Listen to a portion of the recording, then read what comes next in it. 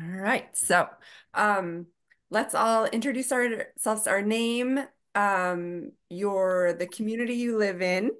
If you're affiliated with any type of group or organization, or you work in the transportation planning field, you feel free to give a shout out to any group or organization, and then popcorn it on to someone else um, on the call. And if you don't know who might be next, I can help out. So I'll start. I'm Maggie Shawinski, Director of Community Building and Leadership from the Active Transportation Alliance, and I live in Ukrainian Village in Chicago. And I will pass it to Ben Harris. Hi, Mike. My name's Ben Harris. I'm in Skokie, affiliated with the Skokie Bike Network.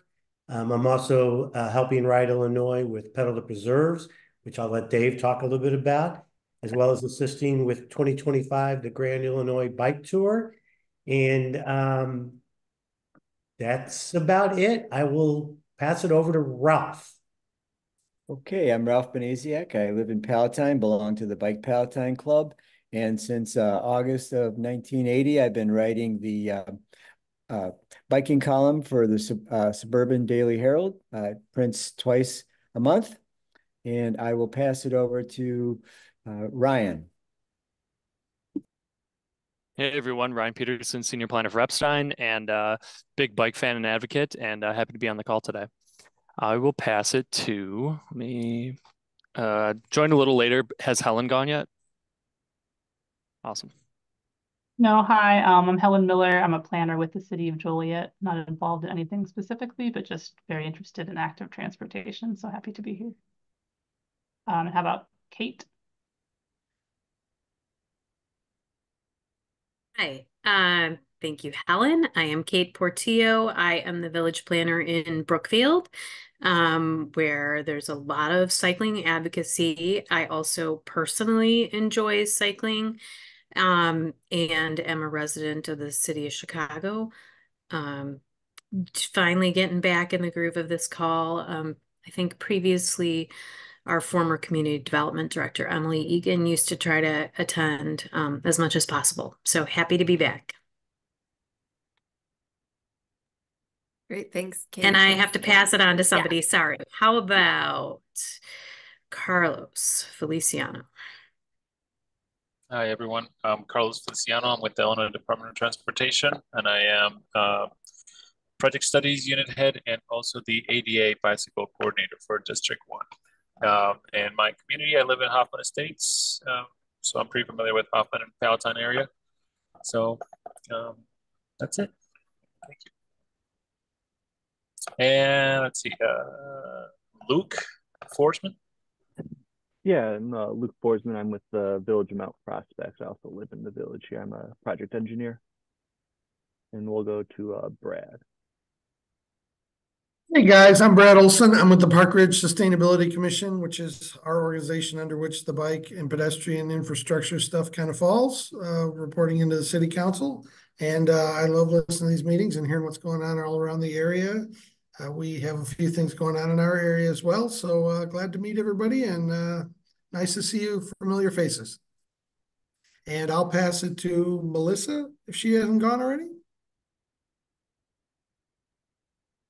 Hi there, Melissa Bukowskis, Senior Transportation Planner with DuPage County. I also am the Trails Coordinator for all of the paths and trails that are in the county. I'm still relatively new to the position, so pretty happy to see all of you and be involved in this. I will pass it on to Alan.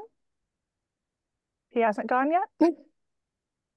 Hi, I'm Alan Leishman. I'm over in Villa Park, where I'm chair of the Bike Pedestrian Transit Subcommittee. And yeah, excited to be here. Who has not gone yet? Can help you. How about Brian? Thank you. Hey everyone, Brian Larson. I am Program Associate for Transportation with the Northwest Municipal Conference. We host a bicycle pedestrian committee regularly monthly for our member communities here in the northern suburbs. I'm also a resident of Arlington Heights and member of the Arlington Heights Bicycle Club over there. And I'll go ahead and I think looks like David hasn't, David Landauer. Hi, yeah, Dave Landauer with Terror Engineering, a trail designer, also a resident of Arlington Heights. And I'll pass it on to Dave Simmons. I don't think you've been gone yet. One Dave to the next. Thanks, Dave. So Dave Simmons, Executive Director of Ride Illinois, live in Elk Grove Village. And I will pass it to Cameron.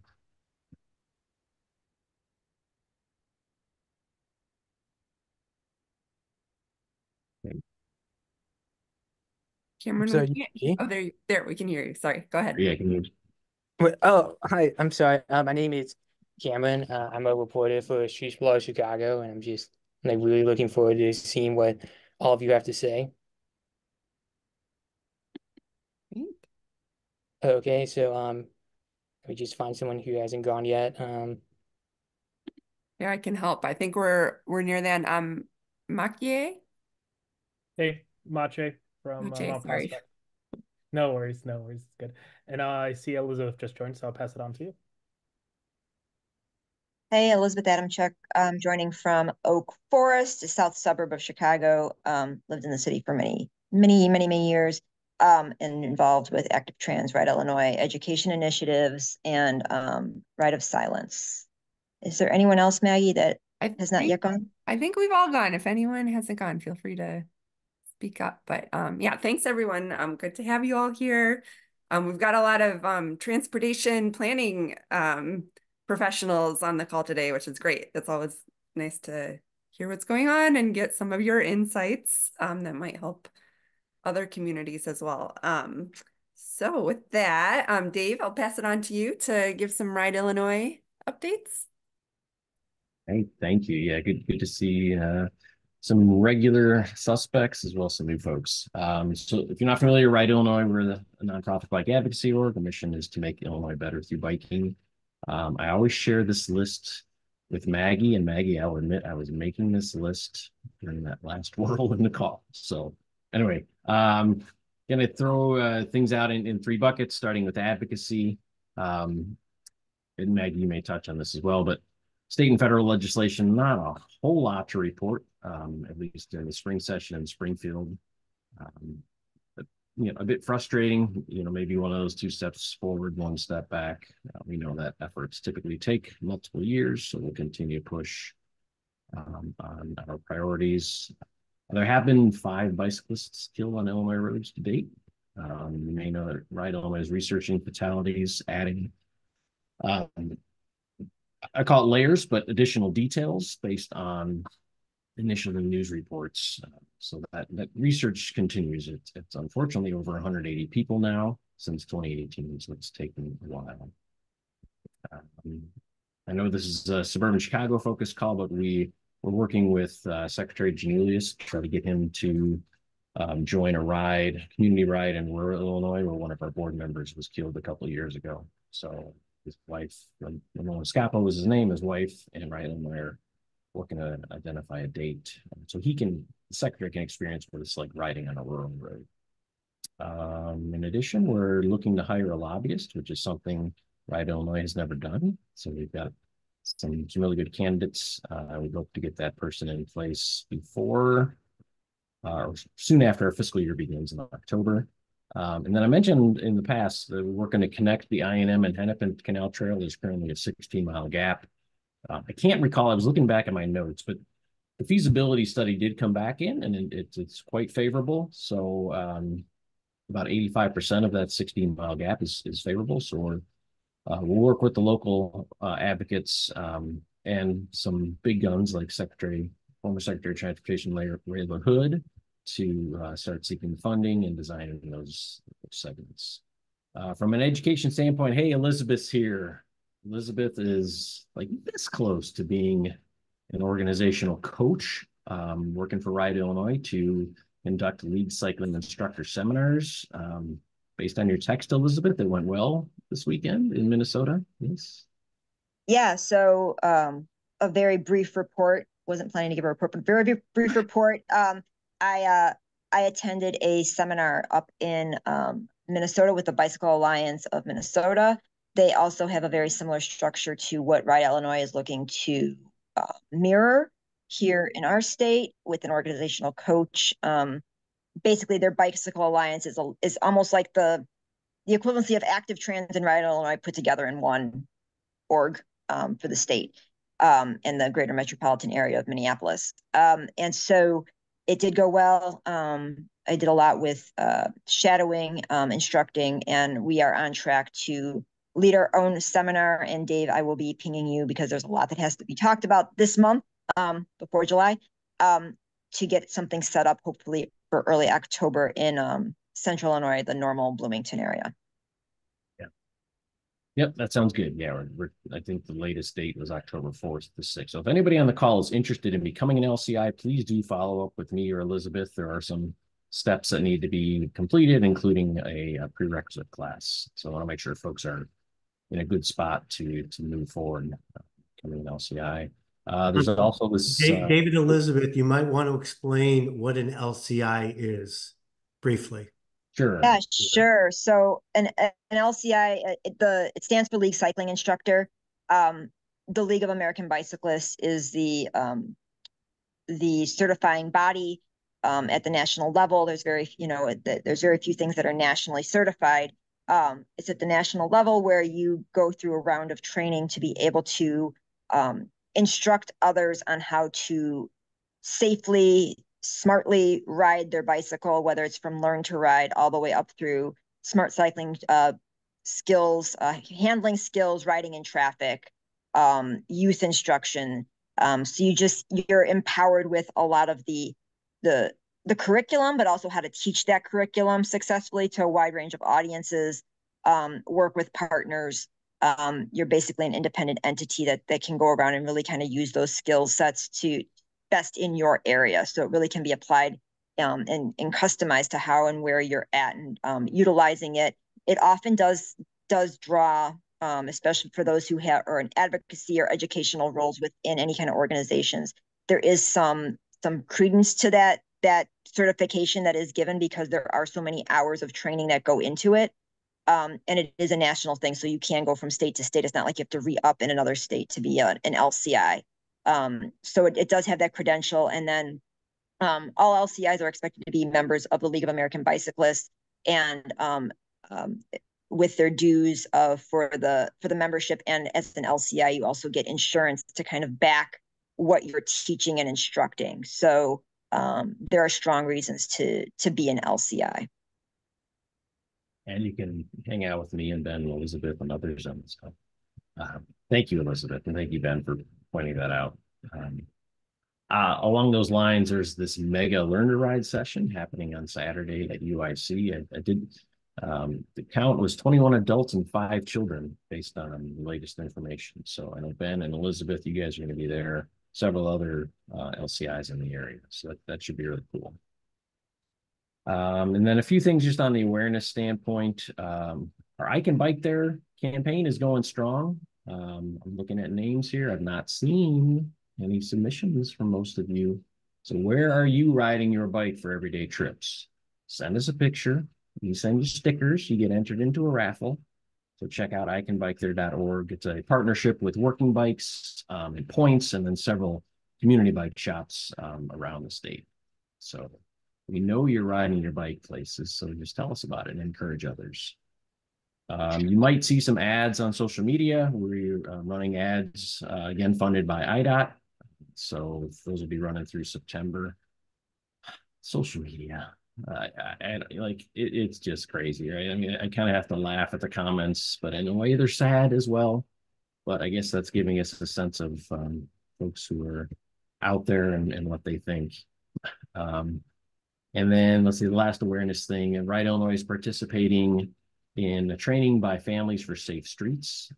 So if you're not familiar, Families for Safe Streets started in New York City when a young man was killed, and his mom used that tragedy to basically form this organization. And they've kind of become a powerhouse, certainly in DC, as far as advocating for safe streets. So Gina, my colleague, is going through the training, and we're hoping to become Families for Safe Streets chapter after the training's done.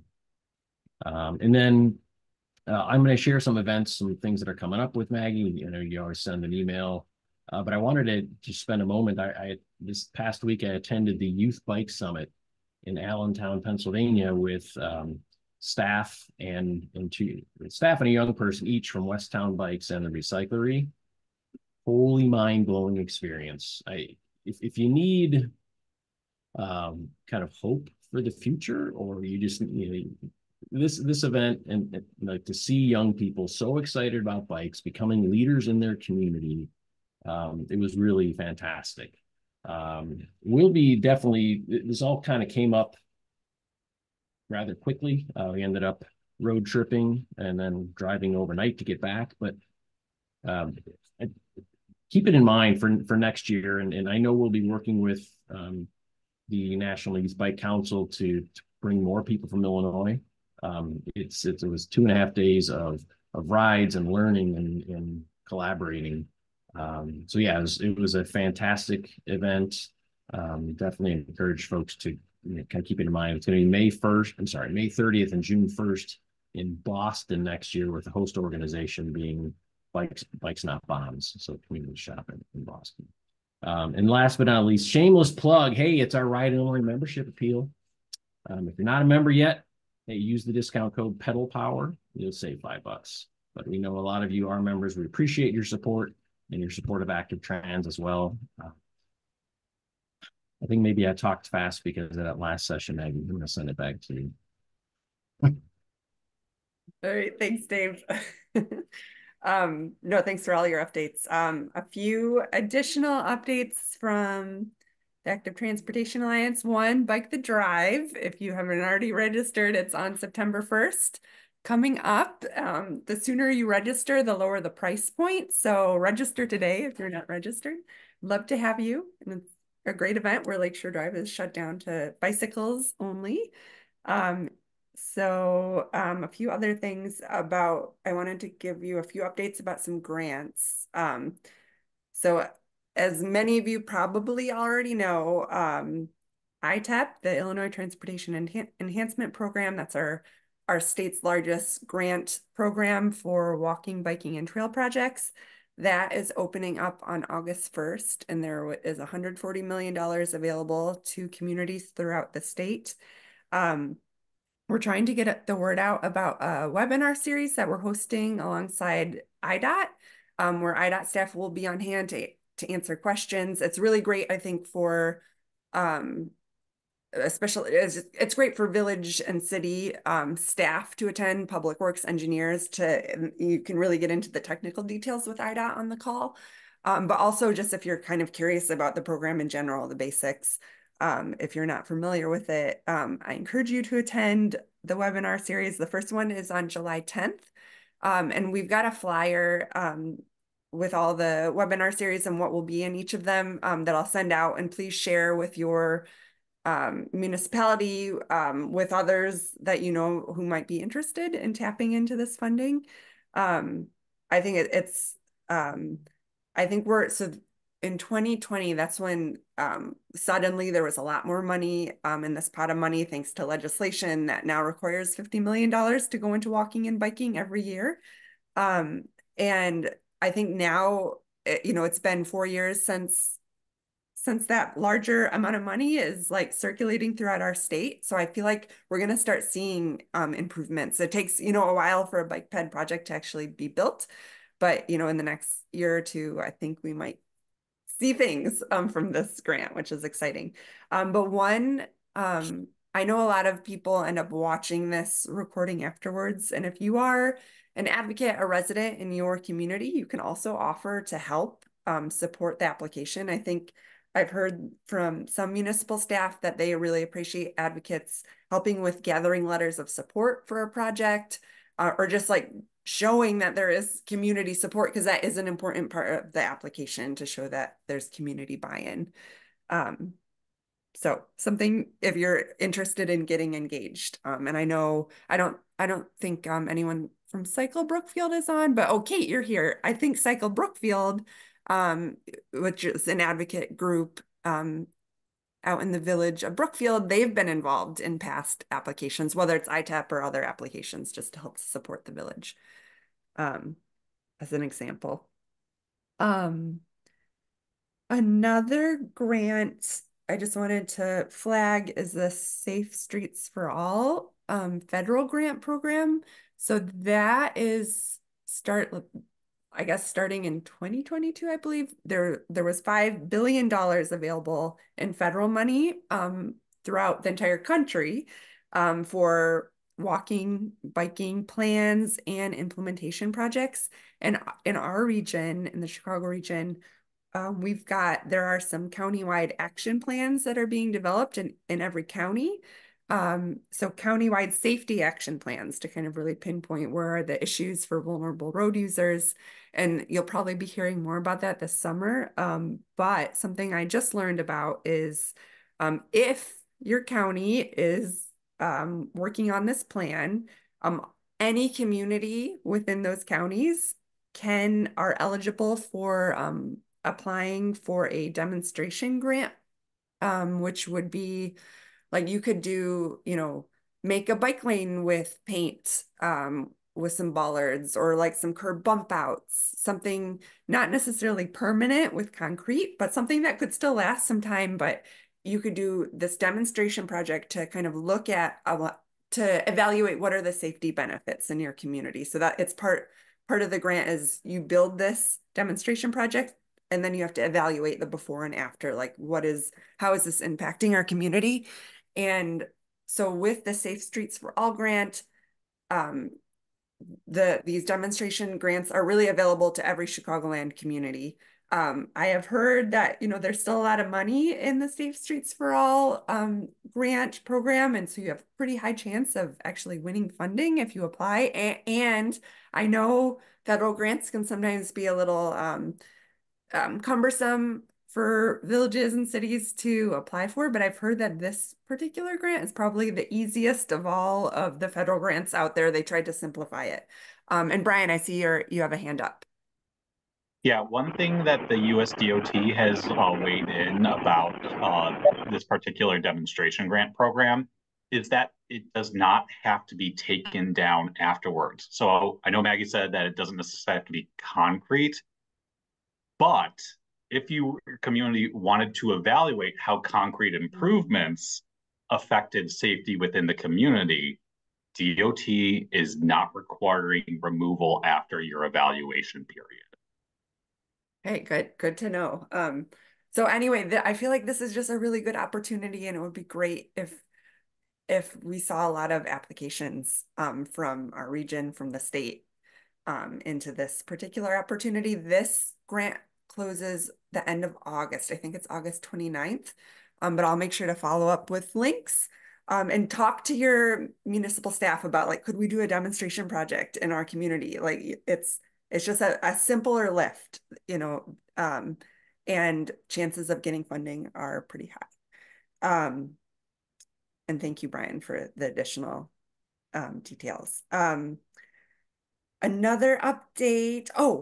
Before I get to that update, I wanted to talk about legislation. But before that, CMAP actually just released a new report on speeding in the region, which I haven't dug into it yet, but I did see some graphics, and I think there's some really compelling graphics about like the need for traffic calming, for just making the case for like, why we need safer streets and what the impact has been. So I'll send that link out and maybe we can go into it a little in more detail at a future call. But just wanted to give you a heads up about that. And then legislation update. So we've got the Clean and Equitable Transportation Act, CETA. This is the big bill that is looking at addressing the transit fiscal cliff in our region, looking at reducing greenhouse gas emissions through the transportation sector, looking at electrification. I just wanted to highlight, just give you a little bit more info about the timeline. So this bill was introduced really the beginning of May, and the session closed the end of May. And this summer, the plan is there will be public hearings, there will be town halls.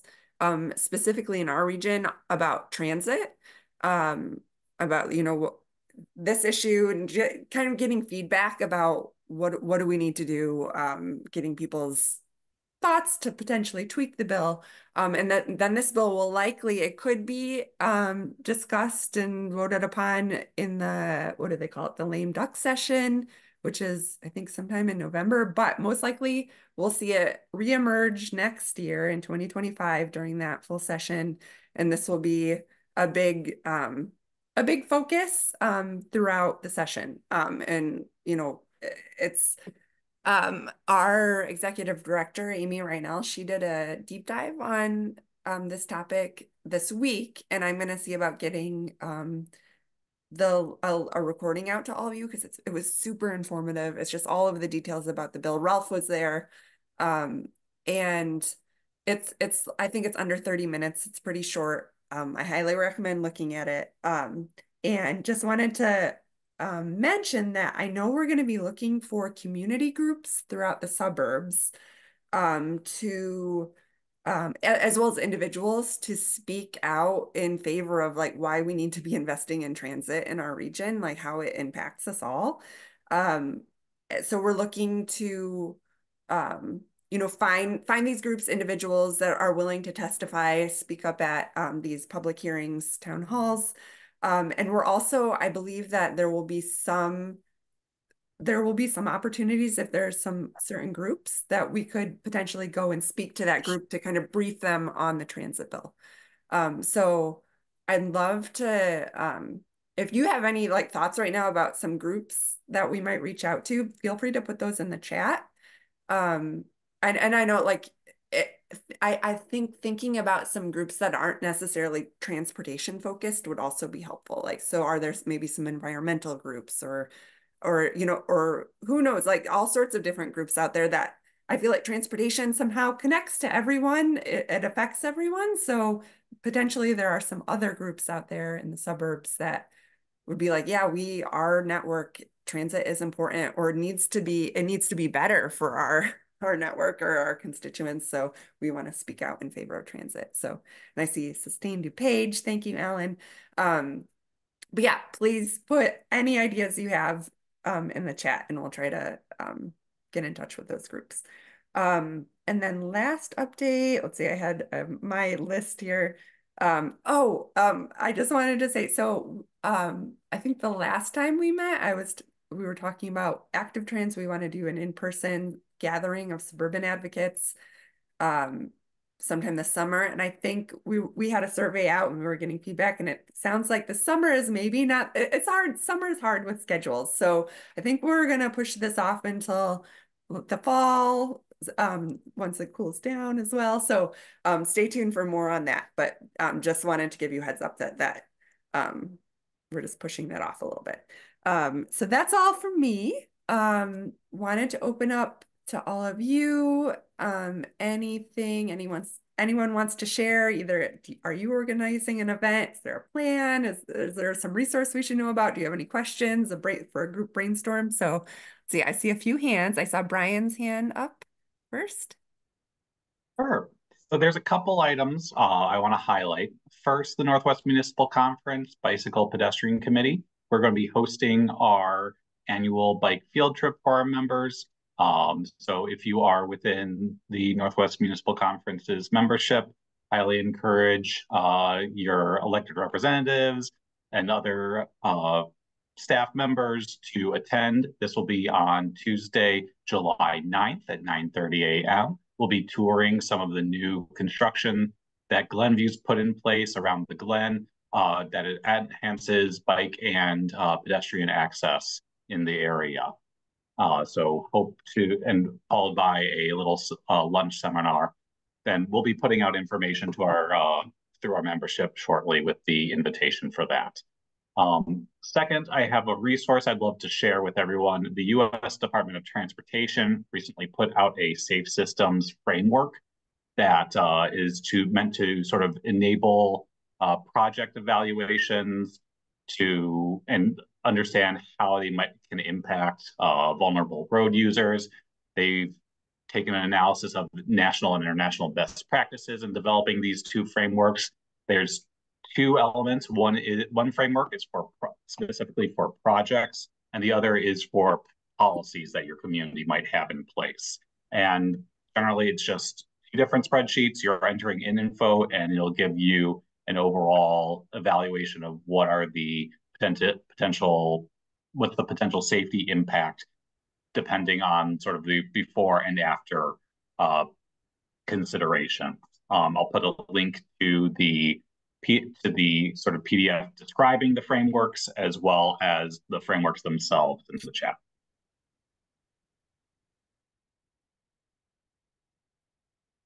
Great, thanks, Brian.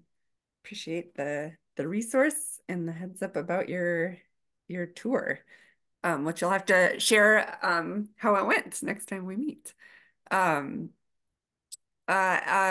Kate, I see your hand is up.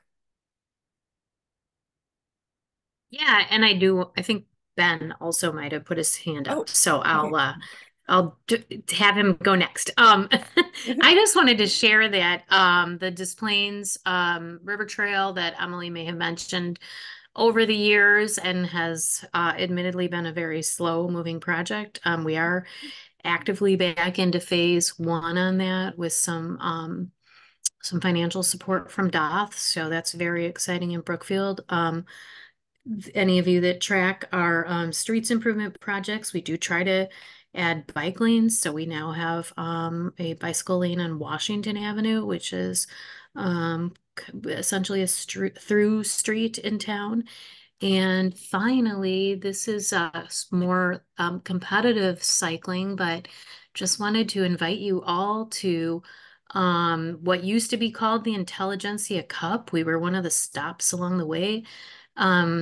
Last year, it's now called Chicago Grit, and on Wednesday, July 24th, that will be taking over our downtown. It was an exciting ride, and apparently the riders loved our sharp turns.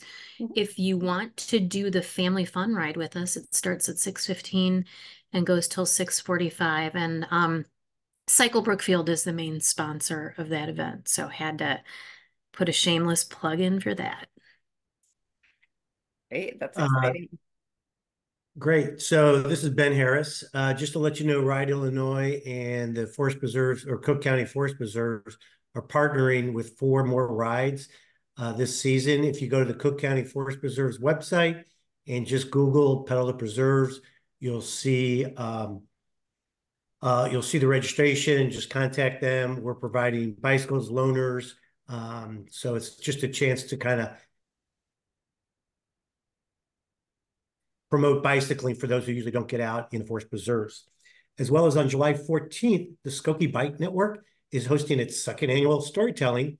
And last year we ended up with over 120 people, which exceeded our wildest expectations. And it's going to be at Sketchbook from 12 to 2.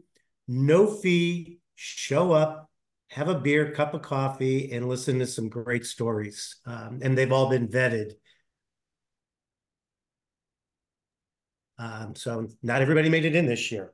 And the one other thing I want to kind of, if you're up in the Skokie area, I think it's June 27th, there's another village meeting about a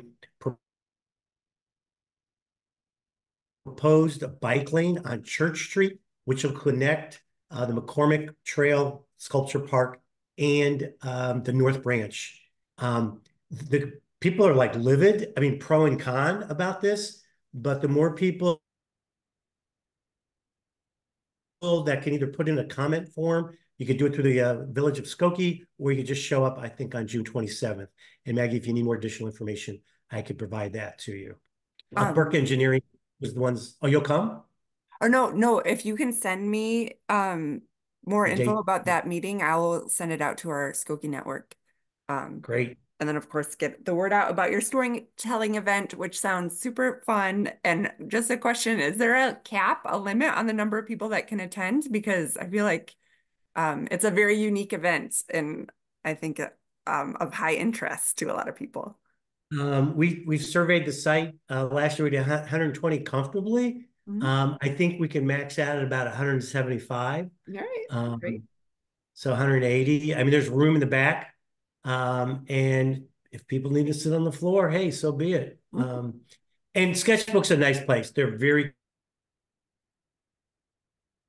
community oriented, and they're donating their space, which is just incredible. But they're kind of a small business incubator type thing. So good place. Community people. I think the owners are from Skokie and Evanston. And it's family friendly. Great. Well, exciting. Well, thanks for sharing all of those details, and we'll help spread the word. And Ralph, your hands up. Yeah, this is directed to Dave regarding the fatality tracking that Ride Illinois is doing.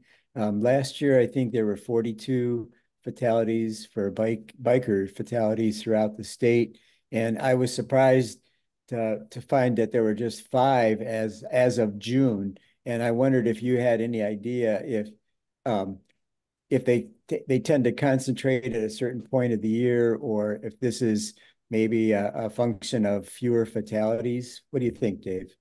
Well, I could pull up the data and kind of get a sense of year over year.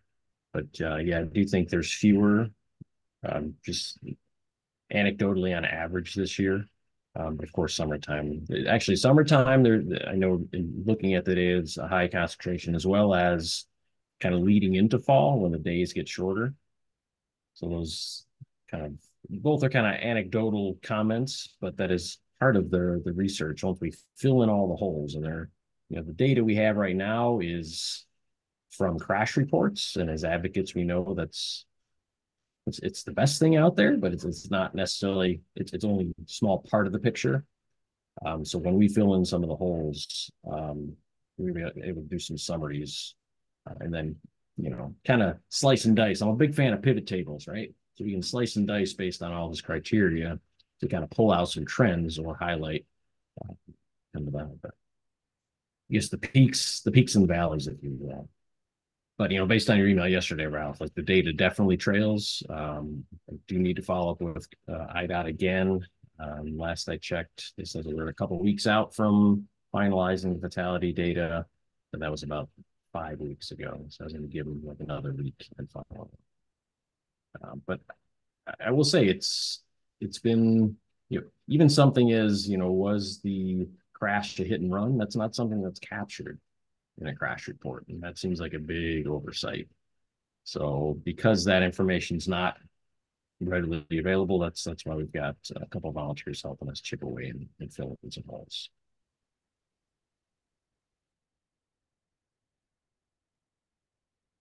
And I see in the chat, Ryan says hit and run info is available from IDOT's GIS files online. And maybe that's something I'll ask. I know we asked for a complete export, and perhaps they left that field out. And maybe, Ryan, I don't know if it's that there's some online GIS maps also that you can kind of filter. And does that have the hit and run information? Yeah, it just says yes or no if it was hit and run. Okay. You can look at and you can download the data directly. You won't have to request it from IDOT or anything. It's already up on the website. Yeah, you can get it in Excel too. Yeah, so last we checked, they weren't done finalizing the data. Oh, right. For 2023, for 2023. Yeah, yeah, that makes sense. We're tracking fatalities based on news reports, to kind of keep on top of things, and then we'll replace it with the final data. Sorry, I have to do my air quotes based on what we're reading in some of the reports. Yeah, hopefully by November, the 2023 will be out. We were told May, and then June, and now it's like 2 weeks. So we've got a contact. We've been chatting with that IDOT, so we keep the pressure on. And Carlos, I see you added some resources in the chat about IDOT's vulnerable road user report, and then there's a dashboard now, so you could drill down into, like, you could put in your address if you wanted, and you could drill down into a Yeah, it has. Yeah, it has more generic trends, depending on like if you want to focus us on pedestrian crashes or bicycle crashes or other vulnerable users, focus in Chicago, color counties. So it's kind of a useful tool to kind of visualize safety trends for bike and peds. And then the assessment has a whole bunch of information from the outreach that IDOT did as part of the highway safety assessment. All right, thanks, Carlos. Yep. Oh, Ralph, I wanted to ask you tell us what's the latest on your Daily Herald reporting. Well, the Herald itself has cut back on the neighbor section. It's only being printed Wednesdays and Fridays, and then I think there's a summary kind of section on Sundays. So I've been told I should continue to send in stories twice a month as usual. But for example, the one I sent in about 2 weeks ago, it still hasn't shown up yet because of other probably festivals and things like that going on in the suburbs that have particular dates. And when it's got a particular date, that tends to get a little more priority in the print world. So, but it's still out there. This last one that the last one that I did was about trail safety, and it was actually inspired by a person who was walking out in the northwest suburbs and complaining about all the bikes zooming past her, and I took that to actually write about the issues for everybody on the trail, not just people walking and complaining about bikers, but people on bikes complaining about dog walkers and other things like that. So, it goes both ways. Was the bottom line for that last column. So what I'll probably do is send in the next column even before the previous one gets printed. So that's life in the print world nowadays. Ralph, is there any chance any of those columns would be posted online even if they weren't printed? What they're doing, they had a change in their computer systems, and now they are actually they're actually posting it a couple days before the actual print date.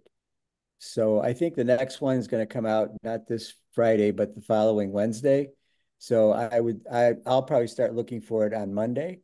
But other than that, no, it's they're not putting it out there way ahead of time. Great. Well, thanks, Ralph, for the update. We'll be on the lookout for your next article. Elliot. And you're muted. There.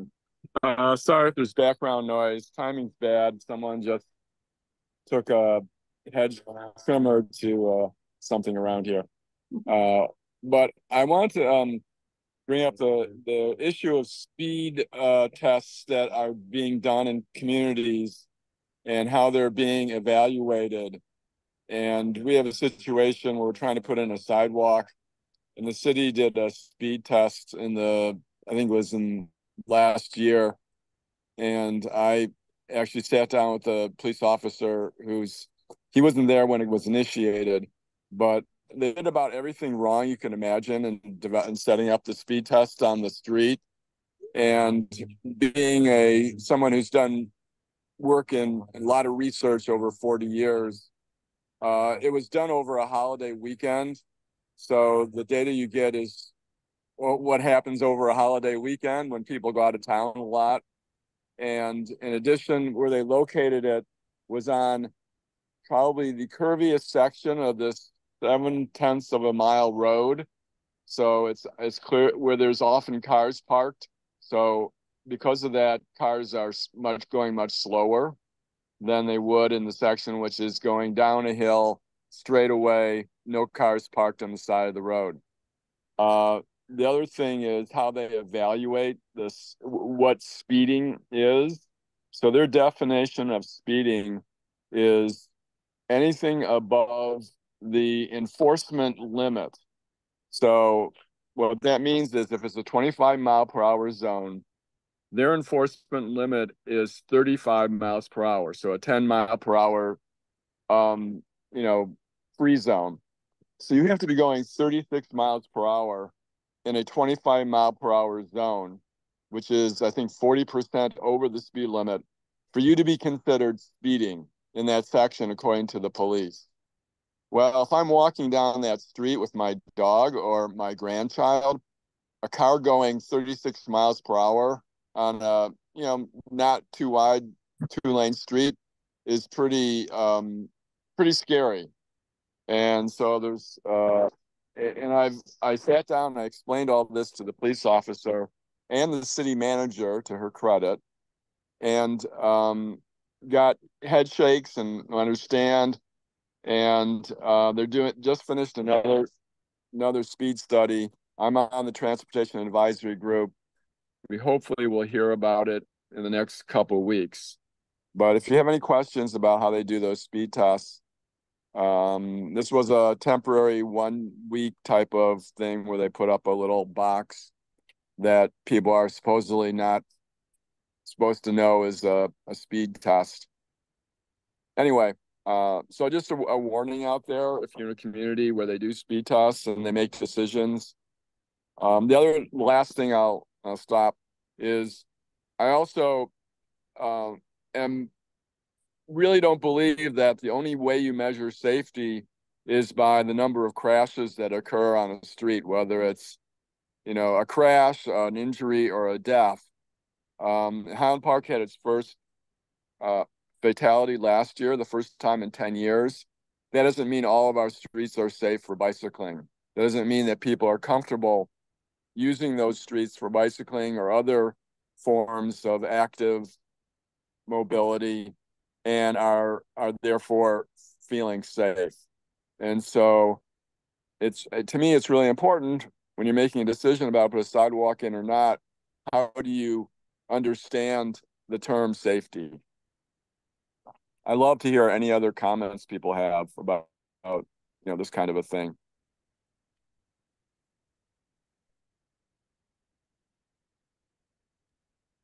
Or have I put everybody to sleep? No. Any thoughts from anyone? I was gonna say, I think that is an important consideration, that yeah, there's a lot of places, people avoid certain areas because it's not safe, because it feels dangerous, or there are close calls that aren't being, flagged. And I feel like, Carlos, maybe you can speak to this.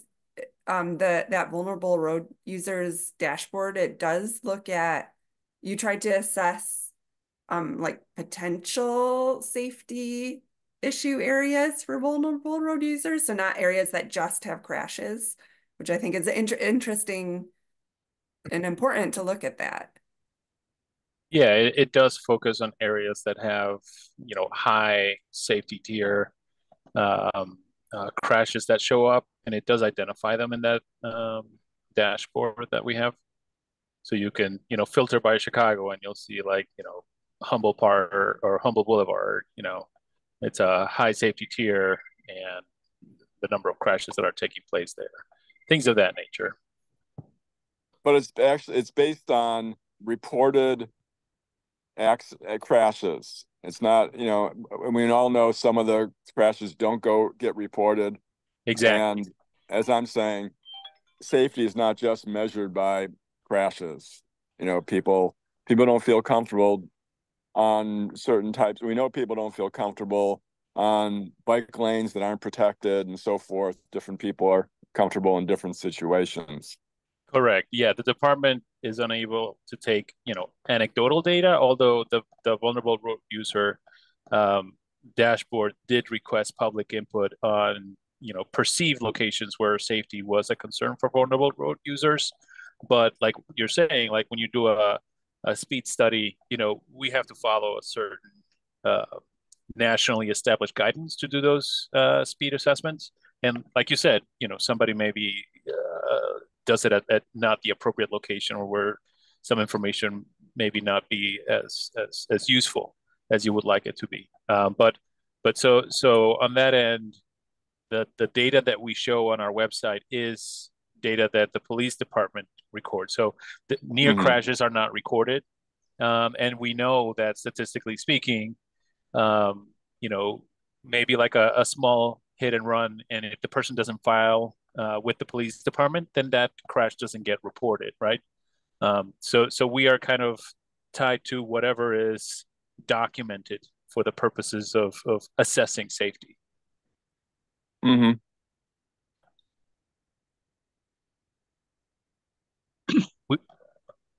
I do know that because I dug into this, I think it was IDOT information that communities are allowed to make decisions and variations on speed setting based on things that do not that are not quantified. So based on, was there a sidewalk or no sidewalk? Are there parked cars or no parked cars? And is there a lot of traffic or not so much traffic? And so there does seem to be some leeway, but it seems like our town shies away from doing that because it's moving away from, quote unquote, what is the old 85% rule of speed limiting that is, considered to be archaic by a lot of traffic planners and bicycle planners. Alan, did you have a thought? Yeah, I was just gonna say that I think it would be kind of like you're absolutely right, Elliot. If roads aren't safe, cyclists just straight up aren't going to go on them, so there's not going to be a crash to indicate that that's a dangerous road. And so you couldn't really do this assessment on the street level, but if you just wanted to look at your community as a whole, one approach that might work is you could look at the demographics of cyclists in your area versus the demographics of the population that lives there, because it's a well-established fact that young men cyclists are much more tolerant of the risks of riding on dangerous roads than women or children are. And so if you see a vast underrepresentation of children and the elderly and women on bicycles, then that would indicate that just generally people don't feel that it's a safe city to ride in. Yeah, I think. Yeah, and then I think the other issue is, pedestrians is, we're more concerned about pedestrians walking on the street than we are cyclists walking on the street, or cyclists riding down the street. I don't have any problems with them doing that. I don't think that they're concerned about it, but it's, people with strollers, with dogs, and they do a lot of it in certain areas where there's no sidewalks. There's new resources out there, right? Streetlight data and stuff like that. I don't think they've gained, well, the engineers and the planners can comment on that, but there's data out there, right? It's tempting to capture some of the things you were discussing, Elliot, but I don't know that there's any key reliable resource that would say, yeah, this stretch in Highland Park, people are using it and look how many near misses. But perhaps for too long, we'll be able to, that data will be kind of vetted and accepted. We just need all people on bikes and walking to have video cameras and radar detectors attached to them so that we can get that data. I don't know if your group would want to do this, and I don't know if this is the best way, but doing an intercept survey or doing your own,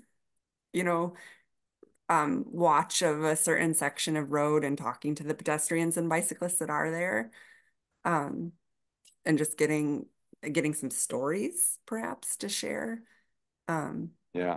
I don't know. Well, and one thing that I was going to say, like Maggie had mentioned, the ITEP grants, those are transportation enhancement, and whether there's, documented crashes or not, you can reach out to your municipalities. And these advocacy groups are a really good resource to be able to kind of form the case to your community to say, you should apply for these grants to be able to install sidewalks or a shared use path or a enhanced bicycle facility. And that's what that money is for, is transportation whether you have the documented safety crashes or not. So So, Mhm. there are other ways to implement these infrastructure improvements than just saying whether it's safety data or not. I mean, that's a really good point, and I'm frustrated with our public works department because they don't think very progressively. So it's incumbent on, Bike Walk Highland Park or the Transportation Advisory Group to really push that. So I think we just need to do more of that. But I appreciate that idea. I know we've looked at them in the past. We just need to look at them again. Yeah, we hear you, Elliot. It's definitely frustrating for sure. Yeah. I think a lot of people can relate. So, Terry, do you have comment or question? Yeah, I just wanted to say that I like to use Strava heat maps because the heat maps, of course, they show where everybody rides, but they also show where people do not ride. For example, there's a stretch on Lake Street where people go to places on both sides of this one area, but nobody will ride down Lake Street.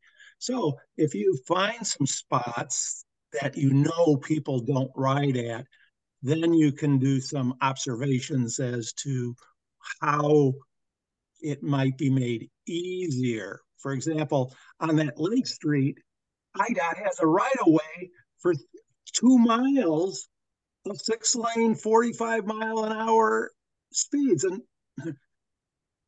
I don't see too many people passing me on bikes when I ride down it. So, you know, that's the place to put a nice side path. Anyway, Strava comes in handy. Yeah, no, another good tool. Agree.